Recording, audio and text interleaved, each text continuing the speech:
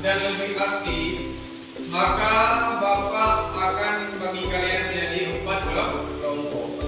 Tugas kalian dalam kelompok nanti tentang judul yang Bapak berikan. Di judulnya kan?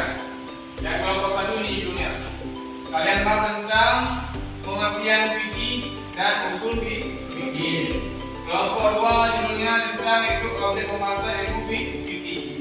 Kelompok 3 tentang tujuan mempelajari fikih dan usul fikih.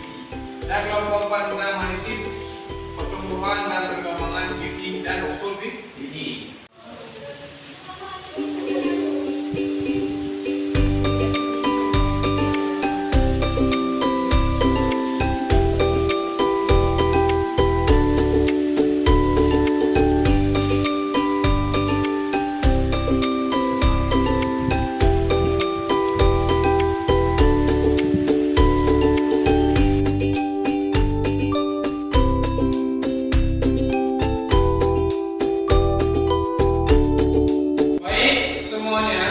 Kalian baru saja melakukan sesi diskusi di antara kelompok kalian.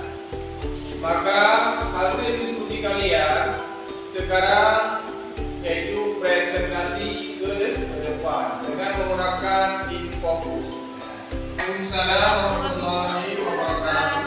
Perkenalkan, kami dari kelompok 2 ingin mempresentasikan hasil kerja dari kelompok kami yang berjudul tentang objek pembahasan ilmu fikih. Pertama, kita harus tahu apa itu ilmu fikih. Ilmu fikih merupakan cabang furu dari ilmu usul fikih. Yang menjadi objek pembahasan dari ilmu fikih adalah perbuatan mukallaf dan nilai-nilai hukum yang berkaitan erat dengan perbuatan tersebut. Al-Quran dan Al-Hadisnya hanya memberikan dorongan atau motivasi yang tinggi agar manusia berkeinginan yang tinggi mengerjakan kebajikan dan amal soleh. Dalam ini, berdasarkan membukakan sesi tanya jawab dari kelompok 1, 3, 4. Adakah dari kalian yang ingin bertanya?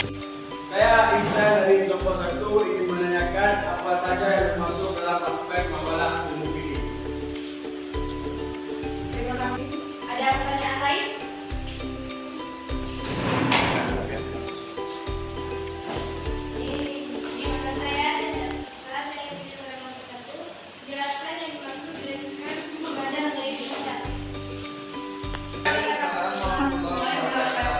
Baik, terima kasih atas pertanyaan-pertanyaannya. Sekarang saya akan menjawab tentang pertanyaan dari kelompok 1 tadi. Pertanyaannya adalah, apa itu muamalah? Muamalah adalah hal-hal yang terkait dengan harta, jual beli, sewa menyewa, pinjam meminjam. Pertanyaan kedua adalah, apa itu ibadah ghairi muahdath? Jadi, ibadah ghairi muahdath adalah ibadah yang bersifat bentuk, kaifiat, dan waktunya tidak dijelaskan secara terperinci.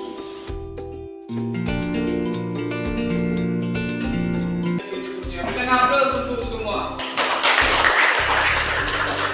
Alhamdulillah kita baru saja yang usul fikih dan yaitu fikih. Dapat kita ambil kesimpulan yang dimaksud dengan usul fikih adalah pokok-pokok ataupun dalil-dalil yang menjadi dasar penetapan hukum fikih. Seperti misalnya hukum pembunuhan. Di mana dasar hukum pembunuhannya? Yaitu dalam Al-Quran dan dalam hadis, sehingga muncullah hukum yaitu haram. Sudah jelas semuanya? Jelas. Kalau sudah jelas, mungkin untuk hari ini kita cukupkan sampai di sini. Insya Allah kita akan berjumpa kembali yaitu hari Kamis yang akan datang. Baik, selamat belajar di rumah. Sebelum kita menutup, kita akhiri dengan doa kafaratul majlis.